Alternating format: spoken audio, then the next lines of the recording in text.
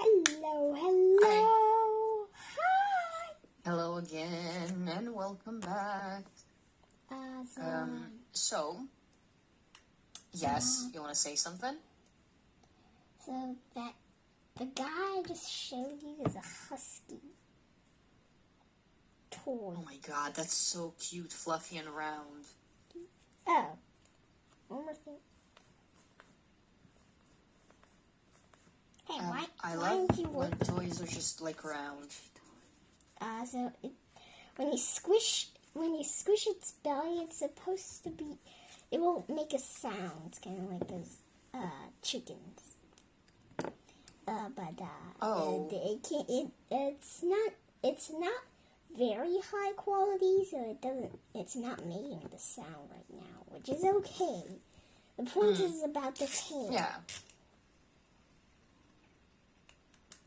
Yeah. So we went to the arcade and bought 2 of these, and so me and Melody, and I think I told you, hers was coffee colored, and basically we just do this dog fight, and I lost. Of course I lost, because I tried to surrender.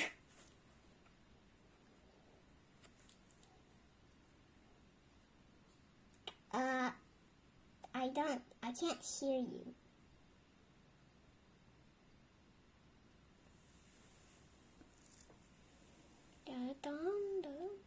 Now?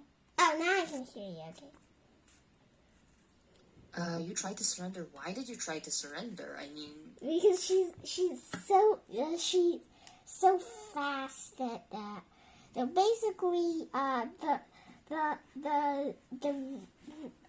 the rule of this game is if your butt touches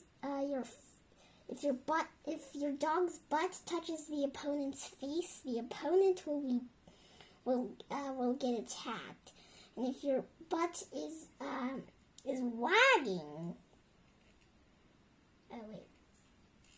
Is wagging while you hit your opponent's face, then the opponent gets attacked even worse. So it has a stronger attack, and if butt to butt, then both of them get attacked. Face to face, both of them are good. So yeah. And basically, Who made up the rules? What? Who came up with the rules for dog fights? It's Melody. The only rule I came up with is with the name. Is with my name. The others was her idea. So I wasn't really.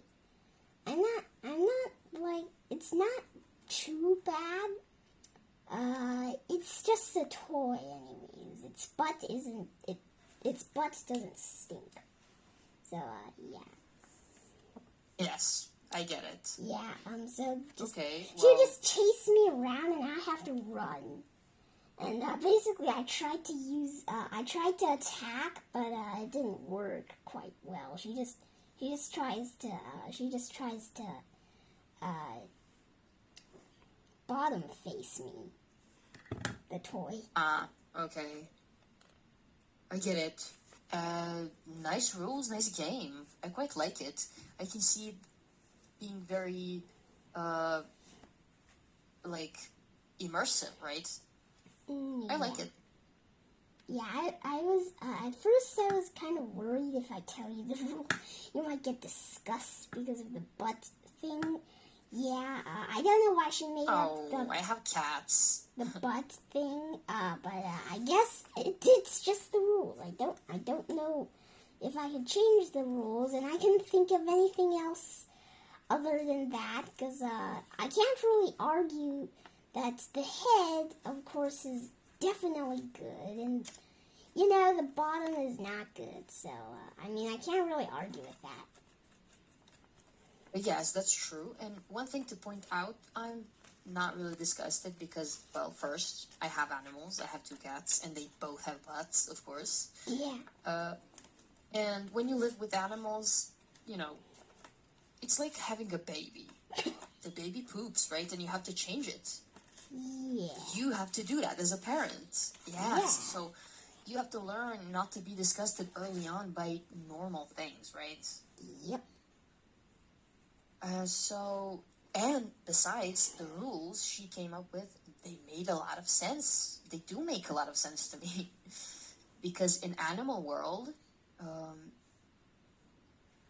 the butts are like sensitive places because they sniff each other, and that's how they get familiar with each other, right? It's a sensitive spot. Like their bellies and their bottoms, they protect that always. Every animal. Okay. Okay. I love talking about animals with you. Thanks. Oh my god, there's a fly. Okay. Well, It's driving me insane. I have thousands of fruit flies here. I don't know if it's the dirt that has mold on it. Yeah, we did not plant. If it was the dirt, then we did not plant peanuts. We planted fruit flies. And if it's my turtle who poops a lot, the water, Yes. then I think we should have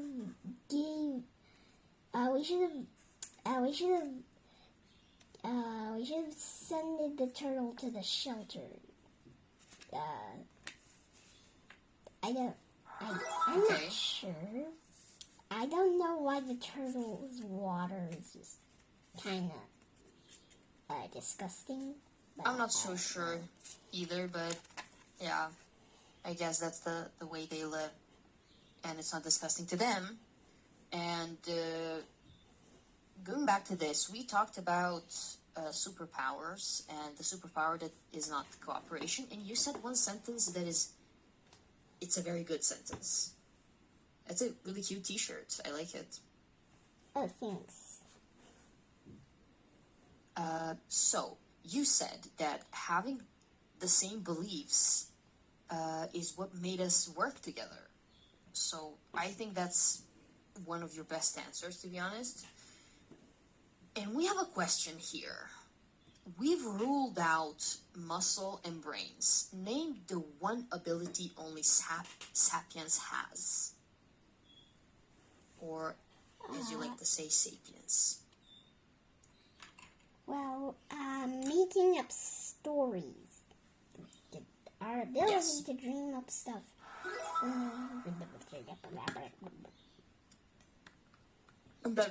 Yes, exactly. So, we came up with a lot of stuff, like gods and things we believe in.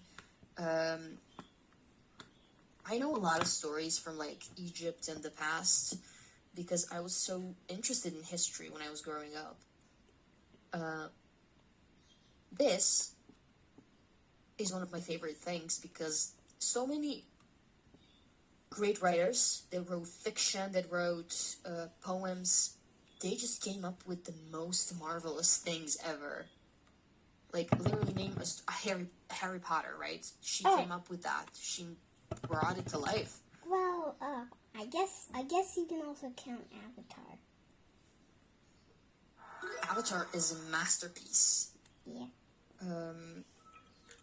There's something called Avatar: The Last Airbender. It's a cartoon series. I think you'd like it. Okay. Question here.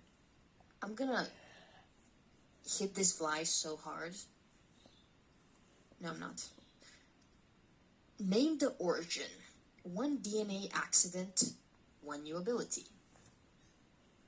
What does this mean? What ability? The ability is making up stories. But when did that happen? What happened? When did we start coming up with stories?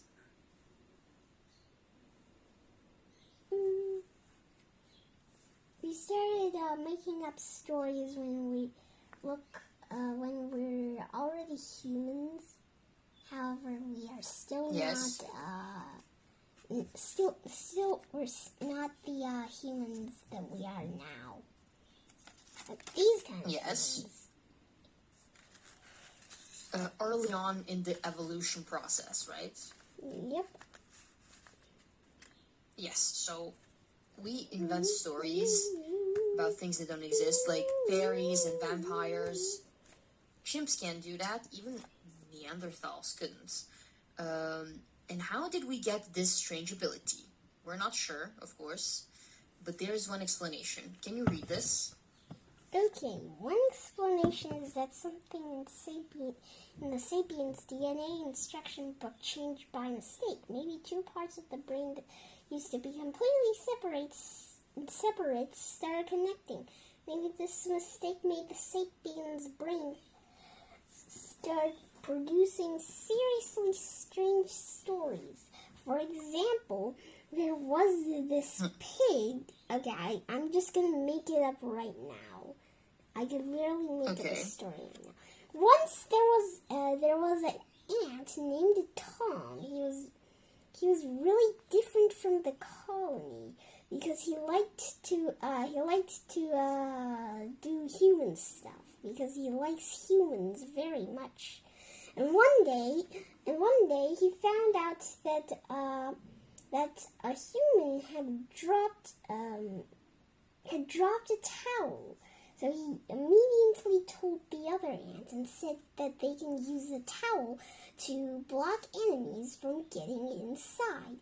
And well, nobody agreed. And they kicked Bob out of the colony. So yeah, poor Bob.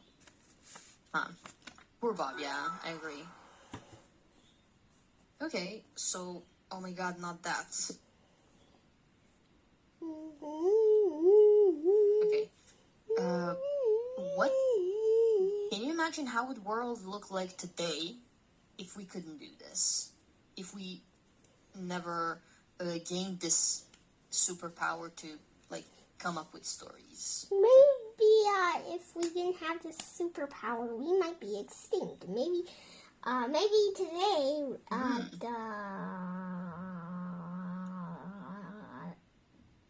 the world's smartest thing might conquer the world instead. Or maybe parrots will conquer the world. Who knows? Anyone that has a little bit more brain power than we do would rule. Yeah, maybe this is lucky mistakes in our DNA. Was this a lucky mistake? What do you think happened? Was it really a lucky mistake that made us have this superpower? Maybe one day there was this kid, for example, she had brain damage, and the people decided to check it out, and they found out that there's something they can use a very long piece of grass to sew up her injury with a stick, with a very sharpened stick.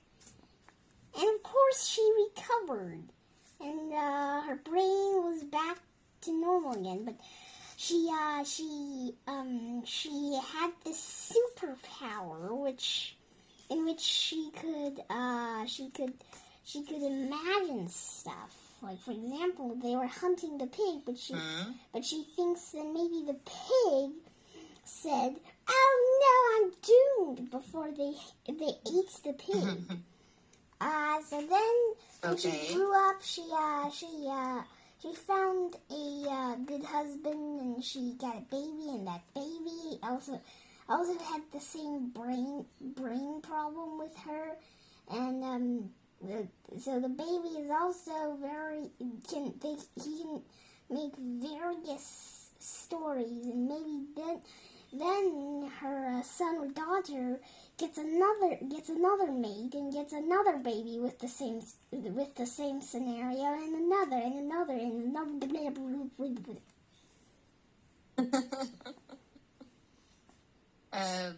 That's exactly what I was talking about, but you said it in a way, sassier way, which I really like.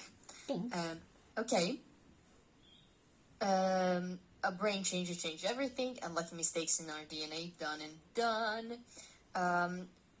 So what does this tell us about evolution?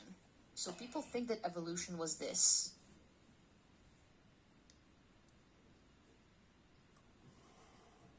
Is it really like that? I think it's...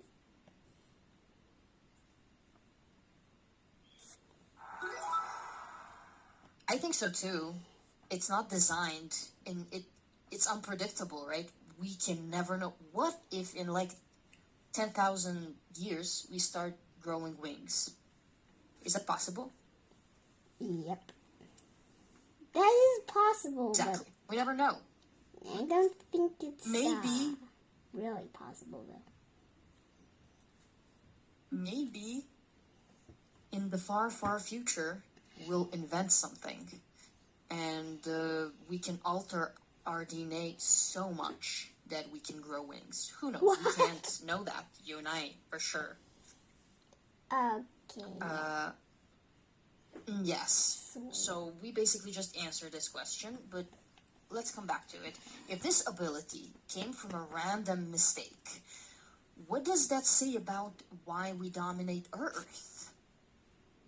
So a random mistake and Earth dominance. That says that this mistake was probably an accident rather than something good. Yeah. Absolutely.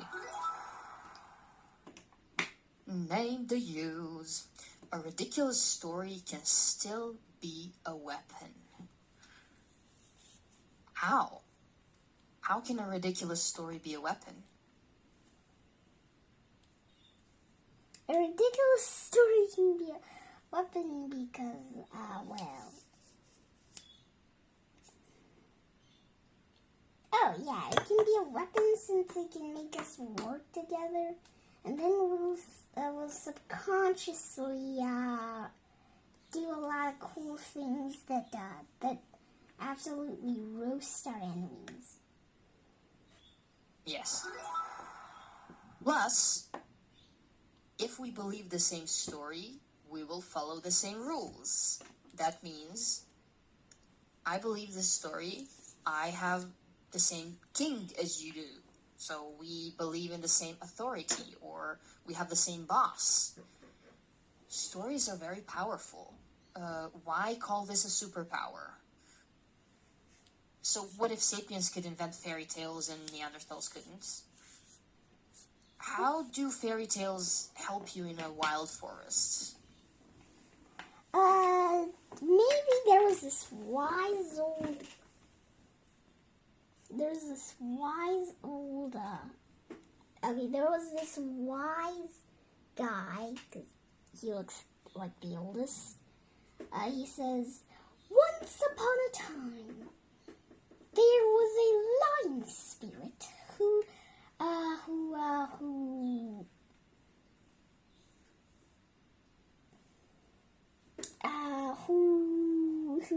eats people.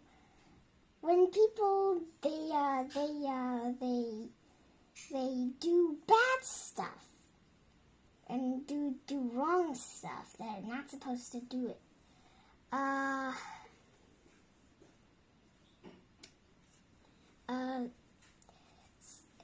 And the lion spirit wants to guide us to do things that will make us take down creatures that are stronger than us, and that he wants us to work together. Then basically, these three people would tell everyone, even their children, and now everyone just works together to take down a wolf, and is like, go take down the wolf. You two groups split up, and you go to fight the pack, and you guys go to fight the other people who are trying to steal our resources. Wow, exactly. This is exactly what I wanted to hear from you. Very good answer. A question for you. If a genie came out of a bottle and offered you a special power, would you choose the power to become invisible or to invent stories about fairies? I would like to have the superpower to become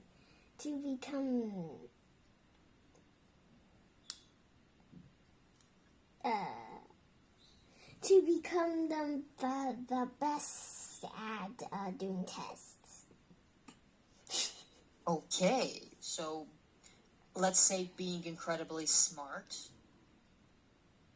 is what you want to become? Yeah. Okay, that's a cool superpower. I'm very simple. I'd like to fly. Oh. Okay. Yeah. And imagine if I could fly, I could go anywhere. Like, I wouldn't need transport. There's no traffic jams.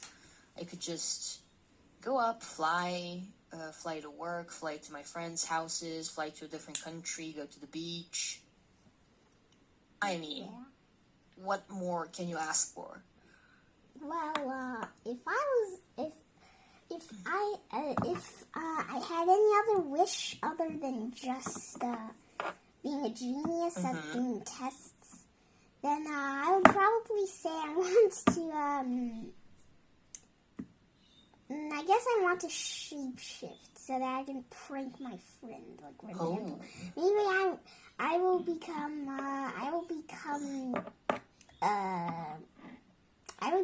Demo's cat, and then I would say, "Hello there, how are you?" And then she would freak out, probably.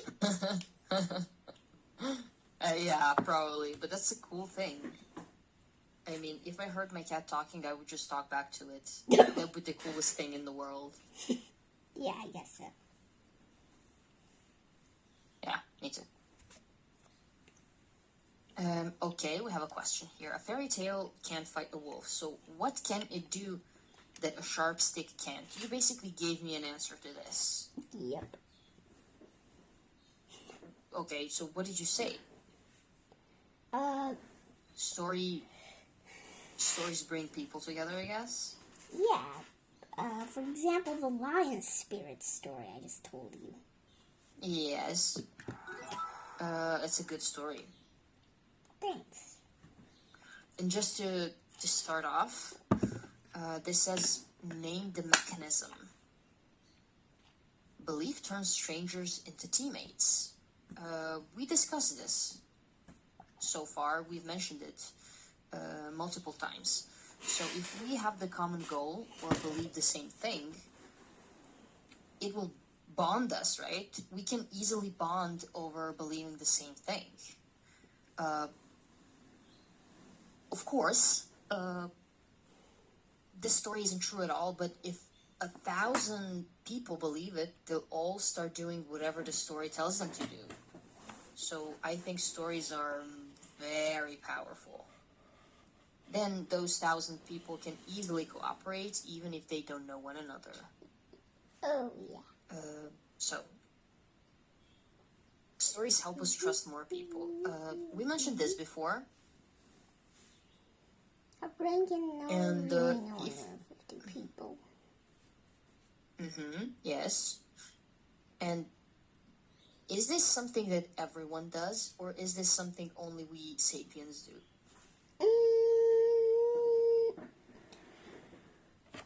can't really be sure. So I'm just Okay. gonna say maybe. It's Okay, maybe is a is a good answer. Yeah. Well, this tells us this is something only we sapiens do. So that's what the book says. You could never persuade a chimpanzee to give you a banana by promising him that when he dies, he'll go to chimpanzee heaven and have all the bananas he can eat, right? Yeah. So he'll never believe you. He only believes what he sees. He sees a banana and he wants that banana at that moment. Yeah, so he just... I I think need that... the banana! Quick! Give me the banana! I must have the banana or else I'll starve! Yes, exactly. But only sapiens believe stories like that, so we tend to believe other people and we tend to believe stories. I would like to conclude the class here. Do you have any questions? Nope. Okay. What is your biggest takeaway from today's class? Probably about the... okay, probably about the, how humans are not just going up. They might be going down. They might be going left or right. Oh, or down. Okay, And so that makes it's a a very star. good... Yes. It's a very good takeaway. I'll conclude the class here. Have a great weekend, and I will see you next week, okay? Okay, see you next week. Bye. Bye.